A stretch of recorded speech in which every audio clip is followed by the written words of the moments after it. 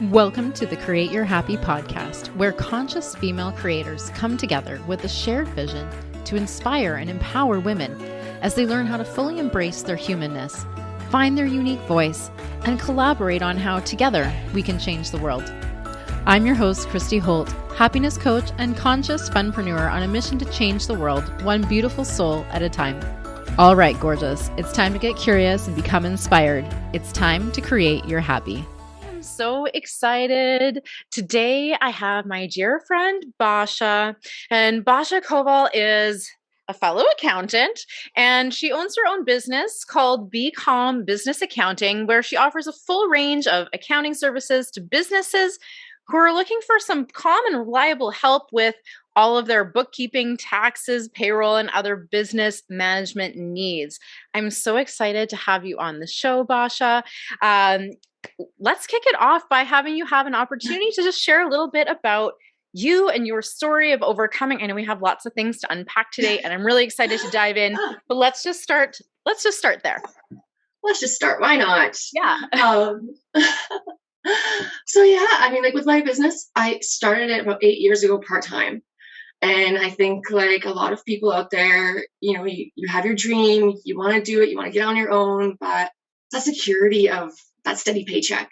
Oh yeah. It's really scary. And I am one of those people that, like, you know, I like to budget. I have like a 5-year financial plan. I've got a 10-year financial plan. I've got a plan B and a plan C in case things don't work out. And I was in a relationship at the time, right? I was married. And so I kept thinking, okay, like if we can just save up X, I can go out on my own. Right. If we can just, you know, have X amount of money in a savings account. So if something goes horribly wrong and I can't make any money, you know, we're covered. We're covered for the mortgage. And then, you know, I just kept changing jobs and really just enjoying the experience of it, but it wasn't where my heart was. I just really wanted to do on my own. Many years ago, I fell in love with just a startup company I was a business manager of, and that's what I love to do. It's just that startup, getting the wheels turning. And yeah, fast forward a few years, COVID hit. The company I was working at, great company, but there was pay cuts. We had to work extra hours. You know, I was going through a divorce, and I was thinking, you know, this is just, is it ever going to happen? Like now I'm making less money. My bills are up because now I'm paying for everything myself. My ex-husband's husband at the time, you know, his company went on strike. So now financially, like there goes my plan A to D. I'm never going to do it. And then with COVID and the pay cuts happening at work, I realized I can make more on my own with less stress, is what I told myself. It's different stress, right? It's just different stress. You know, you can see the bags from like a week of 15-hour days, but I love this kind of stress. And so finally, and I, you know, the place I was working at, because it was stressful, because the people were amazing, but I just started feeling like undervalued. I started second guessing, like, am I even competent in what I do? You know, where the marriage was affecting me and the failure of the marriage, I was really thinking, I'm like, you know, like, I'm not sexy. I'm not lovable. I'm really sucking at this marriage thing. I'm really sucking at this career thing because I'm supposed to be having this much in my bank account by this point in my life. Like I have all the plans that were put in either by myself or by society throughout my life. Yep. Ain't that the truth? And so I just feel like I'm not going to do it. And I started spiraling into a bit of a depression. And, you know, my ex-husband moved out, COVID hit.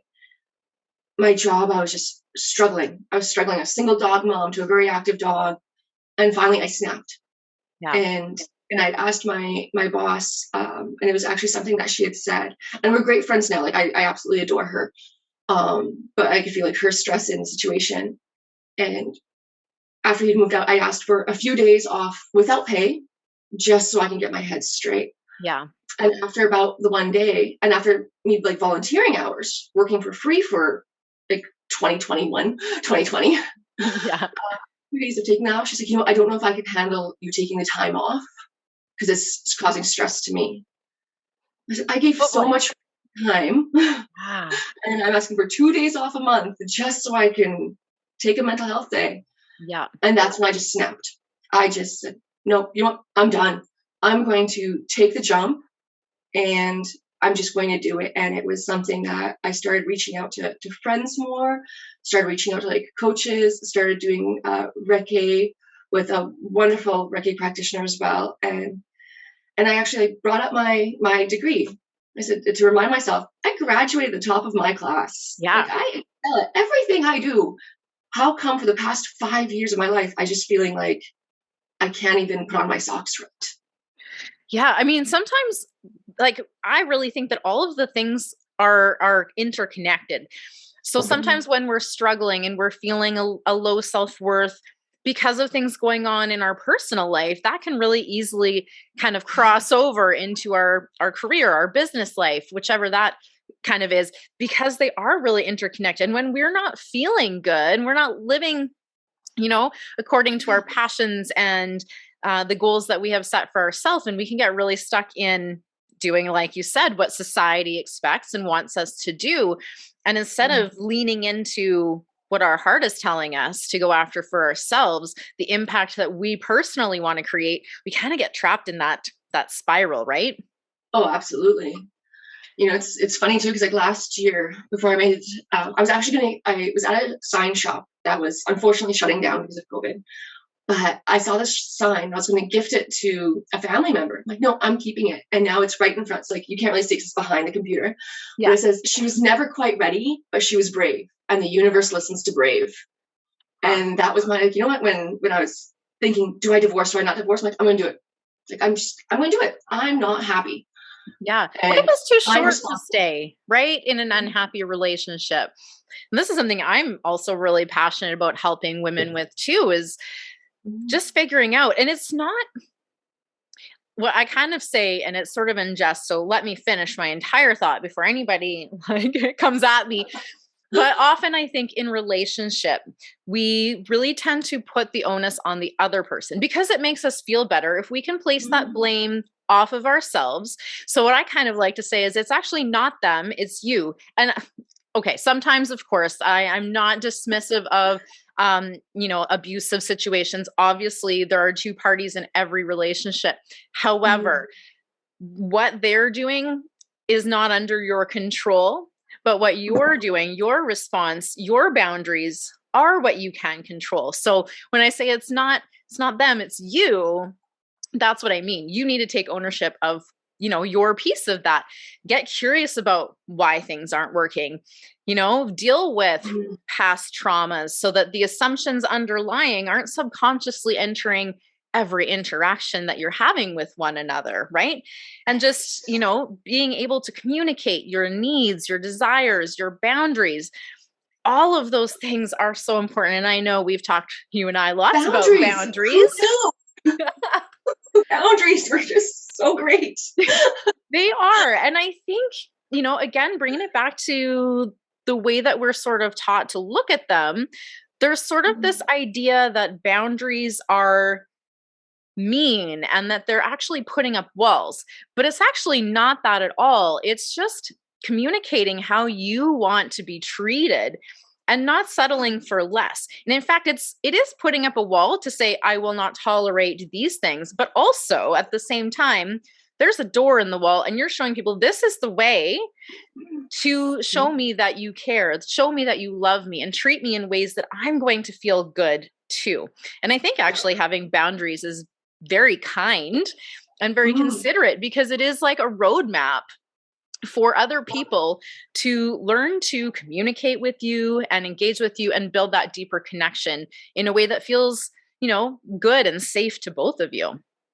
And I actually just discovered, similar to a roadmap, but like a love map when it came to boundaries, of where, like my love map, one thing I realized very recently was my love map was fucked.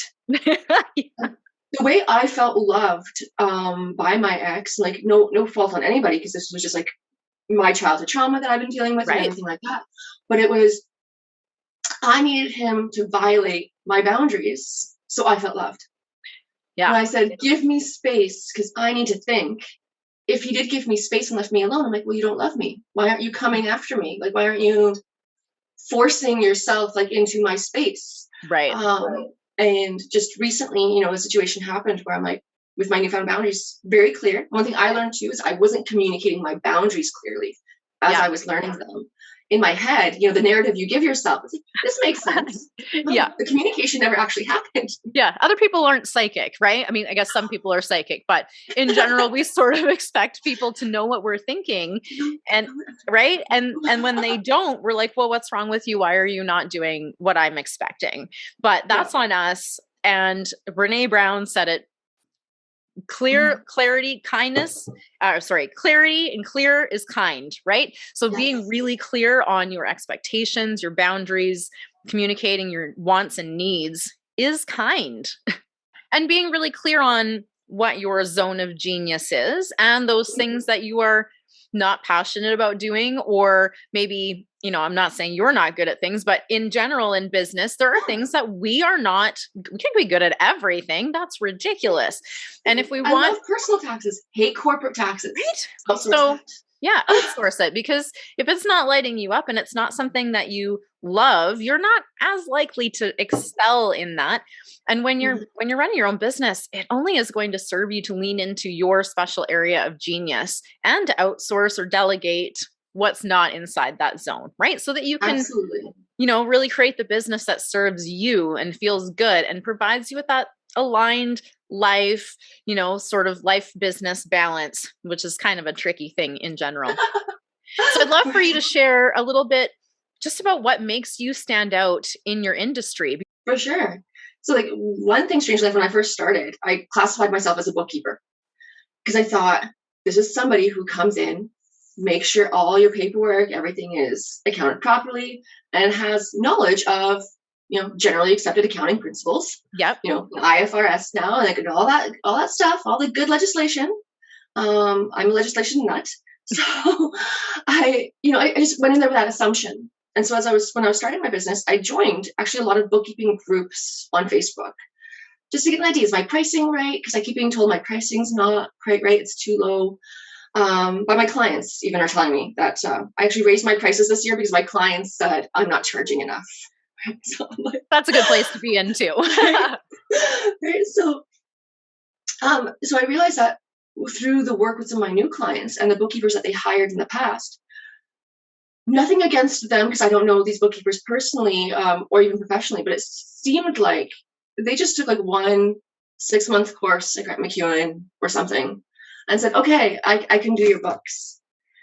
And they can't, or they do like a quick little lesson on QuickBooks. It's like, perfect. Yeah, I can do that. Yeah. I have lost count how many times I've gone in and cleaned up somebody else's work because they didn't even know what was in my mind, the basics. And I've had clients tell me, it's like, I'm, sorry if this is a dumb question. I'm like, no such thing. My methodology is, and I tell all my new clients, is I run on a teaching way.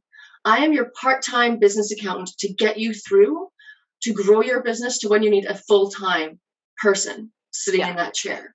Yeah. I just left a message for one of my clients this morning saying, I have now claimed ownership over your books because they were a mess. And in a few years, you're going to need a full-time person because I could see their momentum. I could see their growth and I want to support them through that growth. But as a new business owner, do you know? Like if you don't have that business and accounting acumen, do you know what the numbers mean? Do you know what a debt equity ratio is? Yeah, it's certainly helpful for someone who isn't in their area of genius in the accounting side of things to have someone who is operating from that. Because I think ultimately in business and entrepreneurship, when we are focused on our genius area and collaborate with other people who complement that, then we can really elevate things to another level. Mm-hmm. I would love for you to share any suggestions that you might have. I'm kind of circling back here.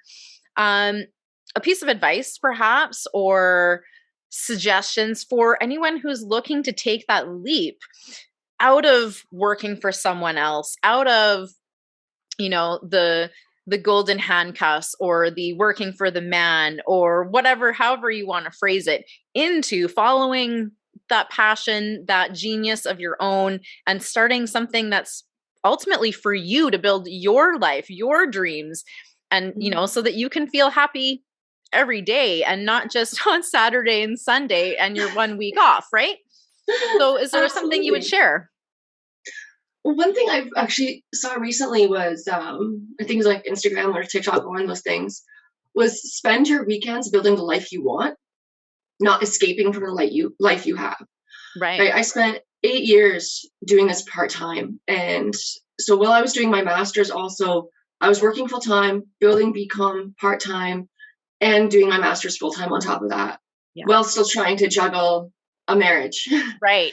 that was starting to fail. And I realized that that was my coping mechanism. There was stay busy. I think you posted Yep. something a little while ago of like, if I'm busy, I can't see this failing because I'm Yeah. doing good here. And that's how it kind of started. Was, I can't deal with this, so I'm going to work on this. Yeah. Uh, my regret is it's like eye surgery. Should have done it sooner. Trust in the universe. Trust in yourself. And at the end of the day, I think like don't be a dick. I got really lucky because like I don't believe in burning bridges. Every time I've left a place of employment, I've always tried to leave on the up and up. I've always left in a way that I've tried to give the employer, even if it wasn't like the best environment, even if it was toxic, because people know people, and it really is the people you know. I think that helps. I don't think that's the one all be all. Yeah. I think it's very much having the confidence in yourself. And it's like my little thing says, it's like, the universe listens to brave. Yeah. Take the jump, take the leap, but have your eyes open. Do your research. Like, find out what you need. Invest in a coach. Find a coach that you like that works well for you. Find a bookkeeper that works well for you. Ask questions. Go to conventions and just go out and meet people. Like I learned recently about there's a whole other section of privacy legislation that I didn't know about.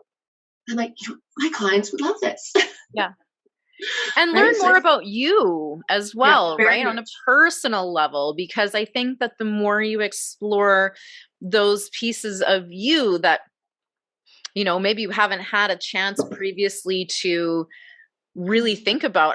I love being super curious and going after those beliefs, those assumptions, those pieces of my identity that I have formed that are running sort of in the background, and actually just tackling them and thinking like, is this serving me to continue thinking, believing, feeling, etc. this way, or building my identity on these beliefs? Or do I need to take a shift? And sometimes that means I got to go back and be like, where did this even come from? Mm-hmm. Is it working? Do I need to tweak it a little bit? Because ultimately, I think if we hold the belief that it might not work, we are going to end up self-sabotaging ourselves. If Yeah. we instead face those fears, we prepare, right? We get curious, we ask the questions, we put in the effort, we do the work, Mm-hmm. and we know that we are working towards that end goal, that greater impact that we want to create in the world or in people's lives around us, whatever you're, passionate about creating. That if it feels expansive and a step towards that goal, it's likely not really fear as much as it is excitement. And we can easily shift and reframe that so that we can take that leap. Okay. And I want to, from here, take a bit of a leap, because we recently had a conversation that actually led to us booking this podcast. Yeah. And I want to dive into that because it's gold. I wish I could have seen your face when I sent that message. I know. Okay, so I'm going to tell a little backstory and what I was thinking, and then you could share from your perspective. I just thought it was actually the best. I don't know, made my day. So Basia sends me a message one morning and she says, "I'm so crazy in love." And I'm thinking, like, how long has it been since we hung out? Like, I know she's gone through this divorce. There's been some sort of back and forth here, but I know she's like been on a man talks for quite some time. She's not looking for a relationship. She's not looking for love. I know she's kind of in a space in that journey where she's really focused on herself, her business, herself, growing herself. And so she sends me this message. I'm thinking, how long has it been? Like 2 weeks at most or something like that. And I'm thinking, who the hell is she in love with already? So anyways, madly in love, madly crazy, head over heels in love, she says. And I'm like, butterflies in my stomach in love. Right. And I'm like, okay. And so she says, can I call you in a few minutes? I'm like, yeah, I'm dying to know. Like, you got to spill the tea here, girl, because what is going on? So we hop on a call and she says, I'm so crazy in love with me. And I was like, oh my God, this is the best love story I have ever heard. So I want to know, and start wherever you want in telling me a bit about this journey. How did you fall so in love with yourself? Honestly, the day that you messaged me, it felt like it was the day before that it happened. I was walking my dog and, just like as I do in, silent contemplation, enjoying the walk. And all of a sudden I just got this feeling of like just butterflies in my stomach and that excitement. And I was thinking of, the future and the past and just like, like you're planning out your day, you're planning out your life. I'm building an empire, and that's what I call it. Yeah. I didn't start my business. I'm not doing my business. I am building my empire. Yes. And that's just like the thought process I had. And it just kind of hit me. Like the butterflies, the like, if I had wings, I could just kind of fly away. I'm like, I am so in love. Like, these are just amazing, euphoric feelings.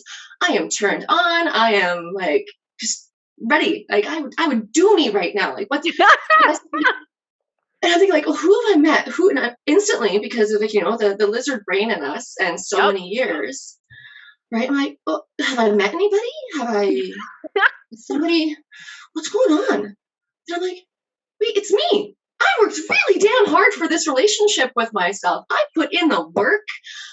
I've been meeting with like coaches and Reiki and shamans and, really spending time dealing with my childhood trauma, and working with, addressing my childhood trauma, my teenage trauma, even my trauma from my 20s.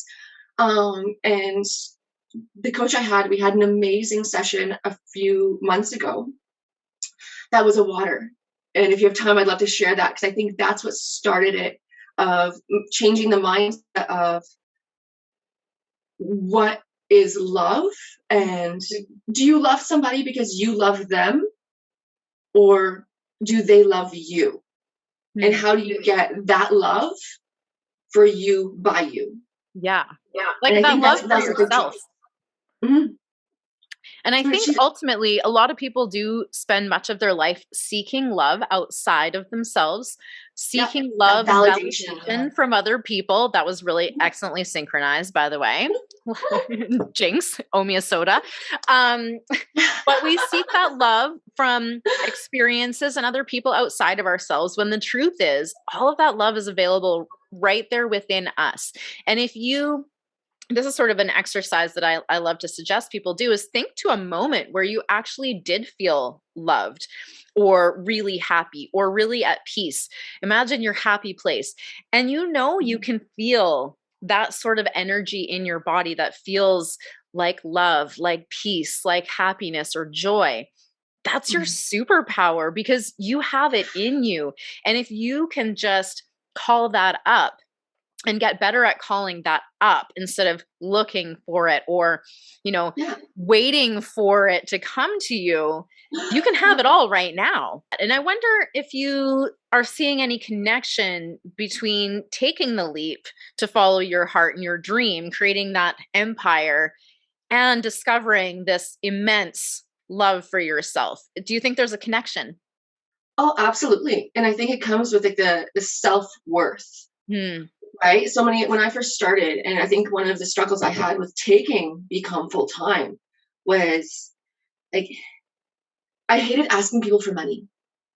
We value so much like worth in the almighty dollar. Yep. You need it to survive. You do. You need it to live. But this is a man-made object, right? Absolutely. And so many people try and manifest money. It's like, yeah, but what are you going to do for it? Right? So something that I've really struggled with was like, am I worthy to ask you to pay me for a job that I'm doing really well? But at the time I'm thinking like, am I doing a good job? Like, shouldn't the money just come? Because I'm told by all these people that the universe will just give me money. So I'm doing the job. So like, can you just give me money? But and that's how I approached it, was like, not the confidence. I was struggling so many ways to feel worthy and feel deserving of it and feel confident in my own skills. Yeah. And I had to remind myself, like, I graduated at the top of my class. I have been successful in every company I've worked for. I am still in contact with the owners for the most part. Many of them have asked me to come back or have had other opportunities for me to come back to work for them or a partner of theirs. Yeah. So, I mean, that should speak for itself. Right. But our brains tend to look for the evidence to support whatever train of thought we're on. So if we're questioning our worth, our brain will pick out, it could be 1 in 100 or 1 in a million, 1 in 1,000 things, but we'll pick the pieces that confirm, confirmation bias, the belief that we're currently thinking about. So sometimes we have to be really intentional and really seek out that confirmation that we're amazing, we're worthy, we're badass. We have all of these stories available. But for some reason, our brain just wants to cling on to the ones that confirm that we're not. Yeah. We have to work I call really that hard. part like the anti-ego. Right. Right. So it's like ego is always viewed as a bad thing. And it can be for sure. But I also see that as like, it's the anti-ego, it's the status quo. It's this is what's happening. And one thing I've noticed too, since I've gone full time, anything that could possibly happen to affect it happens. And I call that little being the anti-universe to make sure, like, are you sure? Are you sure you got, the guts to do this? Are you sure? Yeah. Like I said, I got really badly, like I got sick earlier this year. And you're now self-employed. You can't take sick days. So if you don't work, you don't get paid. But I was so high on cold meds, I shouldn't work. Right? That was just a bad life choice on my part. So I got pushed behind. And then, some personal things happened with the ex that really just messed me up mentally a little bit. So I had that bit of a step back. And with everything that I've been working on over the past couple of years and my self-love journey, I was able to kind of get back into it. Yeah. And then most recently, my basement flooded right before tax season. 2 days before tax season, I spent 6 hours vacuuming water out of my basement and vacuuming my tears, because that was a very big, profitable day for me. And it was tax deadline that I had to stop. And I've talked to a few people about that. It's like, that'd be enough. That'd be enough to get me to quit. Yeah. And that is what it's there for. There's always going to be challenges in life, in business. And it is one of the most amazing things that I've experienced to just be able to handle those and roll with it a little bit more.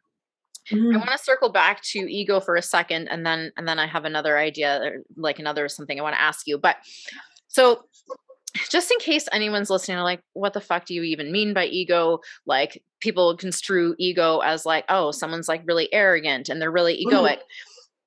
But ego is just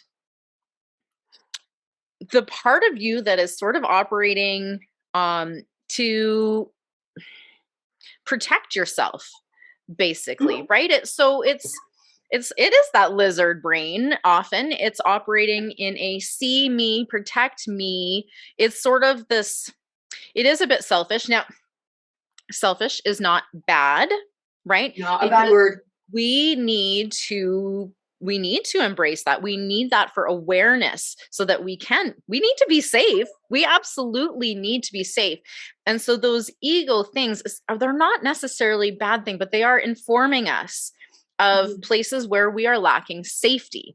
And if you don't know where those holes are, you cannot address them, because ultimately, we want to be operating from a complete whole soul perspective, but we need that ego keeping us safe. I mean, otherwise we might make some really, really wild and crazy decisions without kind of having that awareness, right?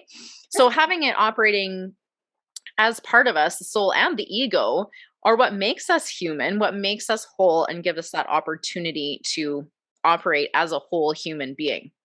You talked about manifestation. And so I want to just kind of chat about that, because I totally agree with you.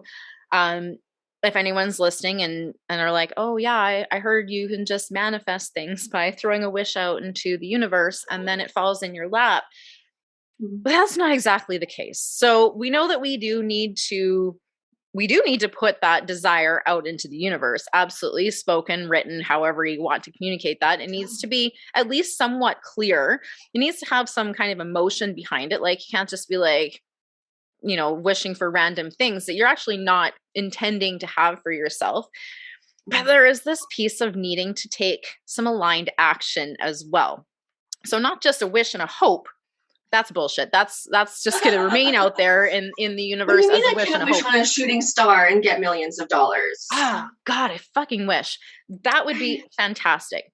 So tell us how do you assess what the next aligned action is? Do you use intuition? Do you use energy? How do you know when you're moving towards that thing that you desire to manifest?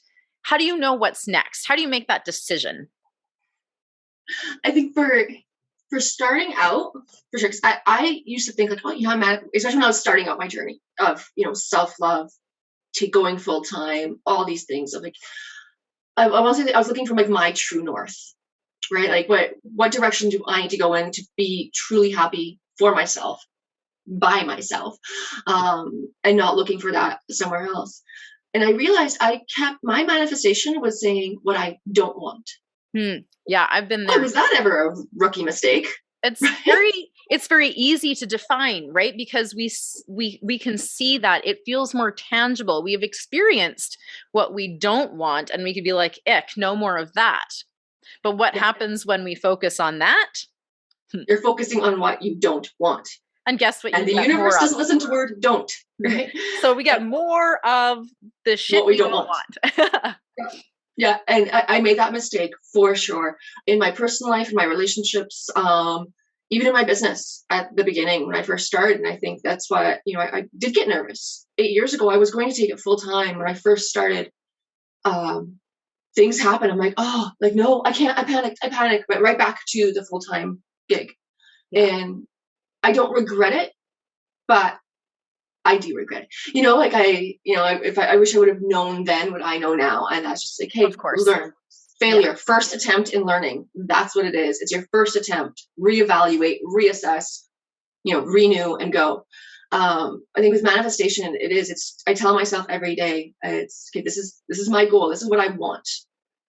Today, I want to make this kind of money. And I keep it tangible. I keep it reasonable.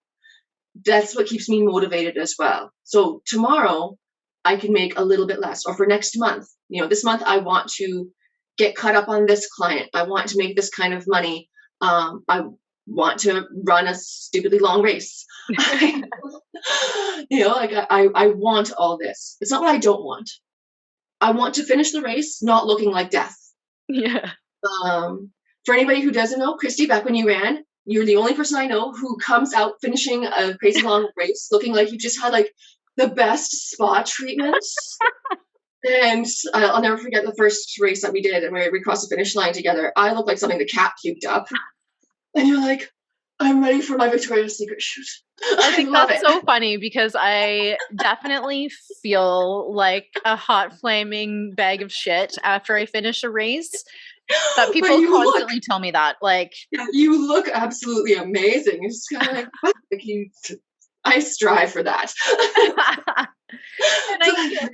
Yeah. So that's my manifestation for my race is like to not look like that. So I want to look strong, right? So you don't want to say, I want to not do this. I want to do this, right. I want to have a certain dollar figure in my bank account next year. So what do I have to do today? What do I have to do this month to get that? Right. One thing I've noticed too with the manifestation and boundaries, the big time with the boundaries, I've established some good boundaries with my clients. And I've even told some of them saying like, you know what, no. Like, no, I don't mind. Yeah. And when you make space and don't accept people and clients that are violating your boundaries, you make space for people that will respect your business, will respect you, and are more of like, your soulmate clients. Like right now I have a waiting list of people that I would love to work with. as I'm like getting caught up. And a year ago, I would have never thought that'd be possible.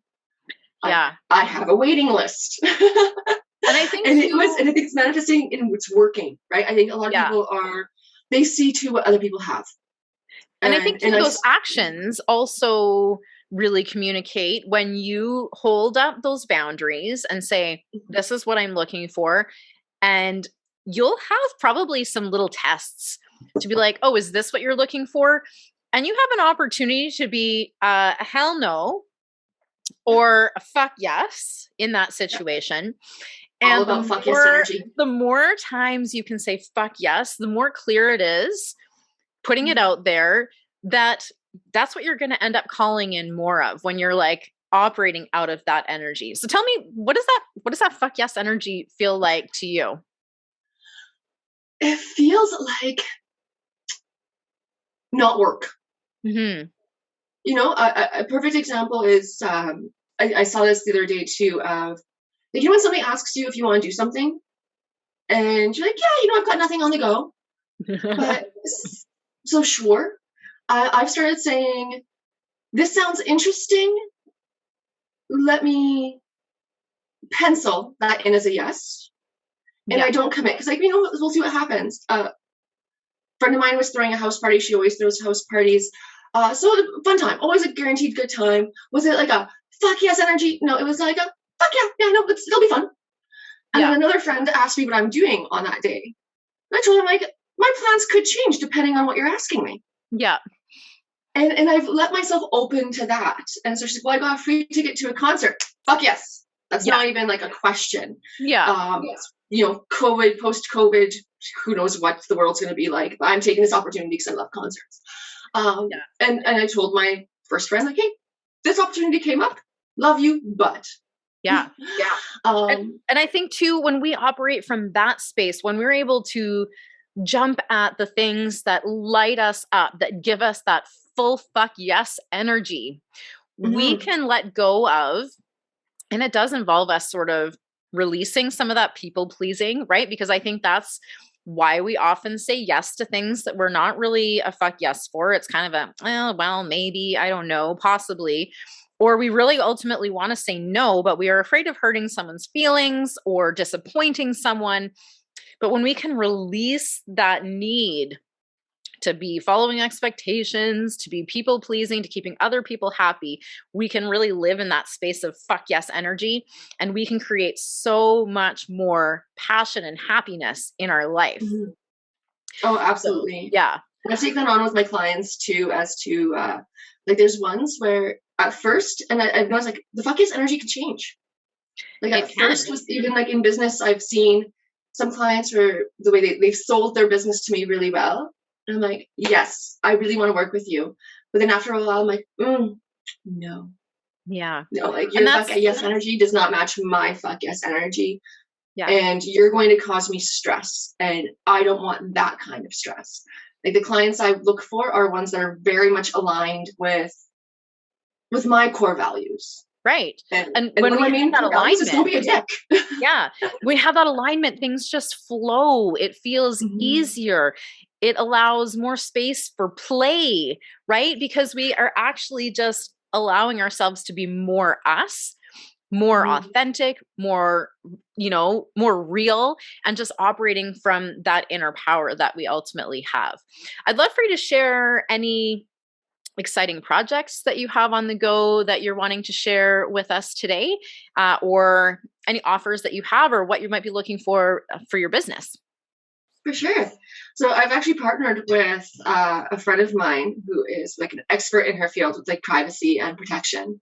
And we're doing little webinars. So we're starting with just this like seminar right now, webinar, because of course, COVID is still happening, not happening, we don't know. Yeah. We're pretending it's not happening, I think is really where that's at. We just, put the blinders on.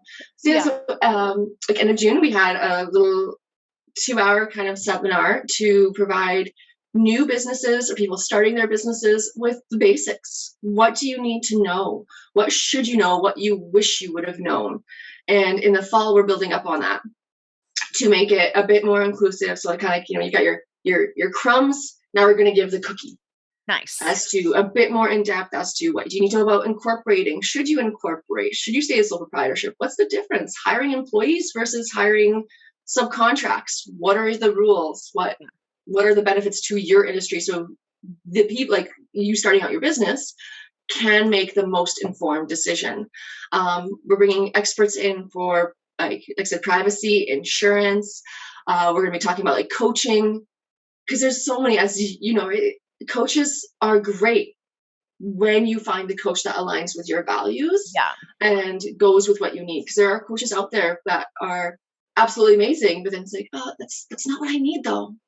Right. I need something like this, right? How to ask those questions as well. So yeah, that's coming down the pipes. And the goal is, we actually called it, it's Angela, a friend of ours is doing it, and it's Angela and Basia are taking over the world. And so the goal is in a couple years to have like potentially like a weekend getaway and just have a huge just seminar and event. Fantastic. I can't wait to hear more about that as it comes out. Where can our listeners find you online? For sure. So I've got my website, just to give like the basic information. Yep. I am on Instagram, and then my Instagram page is kind of like my personal with tax tidbits, because nobody needs 24/7 tax tidbits. No. It's getting boring, and I wanted to show you, as you know. You went through it all. You know what it's like. Yeah. Tax was never my favorite. Love taxes. Oh, if I could honestly just do personal taxes all day. I am actually, in life, I am so, so grateful that we are not all of the same and that different people love to do different things. I absolutely adore that someone out there loves cleaning and feels so deeply satisfied by cleaning. It's not me. And likewise with taxes, I am really grateful to have people in my world, in my life, and that are out there doing what lights them up so that I don't have to do that and I can focus on what lights me up, right? And vice versa. Absolutely. And that's why with my personal taxes, when I do them, like I'm not like your H&R Block, which like, I mean, they have their purpose, they have their niche. I take people's taxes and I sit on them for at least a week, because I process them. Then I start looking around. Is there any tidbits? Is there anything extra? Based on the information that's provided. So it always comes down to the information that the client provides. Like we mentioned before, I'm not a mind reader. Yeah. I don't know where you worked last year. But I try and make sure that is everything captured. And then hitting that submit button is just so rewarding. That works on that, with the dose part of your brain, right? That dopamine effect, like, yes, done. Amazing. Yeah. So I love like the Instagram just kind of shows my human side that, we're not all tax filers and accounting professionals. We don't sit in a basement or in a dark room or in a cubicle all the time. We do have a life. We are human. And it helps. We do have our own hopes and dreams. It helps you to connect better with the people, the clients, the colleagues, the people that you may collaborate with, by showing that you're a whole human being and that you are multi-passionate and you're not just all about this one thing, but you're a real human outside of that one space as well, right? Absolutely. I would love to finish off with an opportunity for you to share that strategy that you used with your coach to fall even more in love with yourself, because I think maybe our listeners might find value in using that so that they can fall more deeply, head over heels in love with themselves and be able to create a little bit more happy in their life today. For sure. So it all starts off with, of course, get into a space where by yourself, meditative space, just kind of few minutes, sit with yourself and have like a cup or a glass of water or a bottle of water. And while holding the water, just think about and feel when somebody loved you. Like think of a person or an animal or anything that loved you unconditionally. And it's not how you loved them for loving you. It's just that feeling of, this person or animal or whatever, nobody loved me like them. So the first thought that actually came to my head was surprisingly like not a human Yeah. It was my old cat, Rollison. Like, that cat loved me. And people will say, like, oh, cats are horrible. They're like, no. This cat loved me unconditionally. In my early 20s, like, I'd come home from the bar and I would make him dance with me in the kitchen, and he loved it. Right? Like, he ate spicy piece of 73 chicken wings off the counter at night, and he loved it. You pet him and he'd start purring like a dump truck, would vibrate whatever furniture he was on. This cat loved me. Yeah. And like, I'll start tearing up because like just so overwhelming love, right? And I think that no human has ever loved me like that. Yeah, including myself. Right. Right. Often we're the hardest on ourselves, even, especially too. Right. Mm-hmm. And so you just hold this glass of water and feel that feeling of what it felt when that person or animal loved you so unconditionally. Yeah. And then you just start working in your brain, like, and you have that in the water and you take a sip. And now that water is infused with this love that somebody or something had for you when you couldn't do it for yourself. Mm-hmm.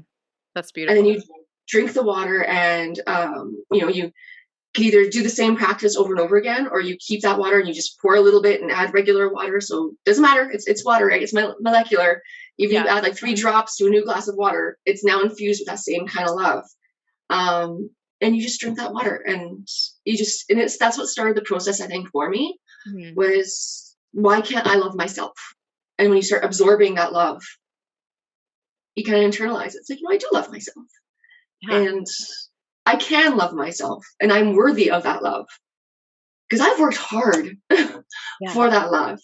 I've worked on myself spiritually. I've worked on myself mentally. And I continue to do so, work on, the childhood trauma, to no fault of my parents, no fault of family members. Everybody does the best they can. Yep. No fault to my ex-husband either. Like, he was doing the best he could with the information he had. Yeah. I am doing better for myself. Yeah. I think that's amazing. Ultimately it is within us, and we don't really need to do anything to be worthy of that love. And when we can come to that realization that the power is within us, that it's not based on our job, our actions, our words, any of those things, we already contain all of that unconditional love and all of the power that comes with it, simply by being, simply by existing. And when we can make our way back around to that place and really feel and experience that love that is a part of us, it can feel pretty amazing. Absolutely. And I found, like, with that just water exercise, it was a constant reminder of, this creature loved me so unconditionally. And now I'm absorbing that love. Yeah. And I'm becoming that love for myself. And the more you do that, the more abundantly you are filling yourself with that love and happiness and joy and peace and whatever other elevated emotions you seek to feel more of. Ultimately, they are already all in existence within you. We just need to experience them more and bring them more into our presence. Thank you so much for coming on the show and sharing that. I think that's a beautiful tip, really ties it all together. So thanks so much for being here with us today. Thank you.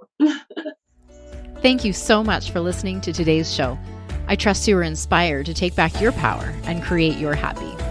If you enjoyed this episode, please subscribe, leave a review, and share the show with women in your life who could use a little extra inspiration today.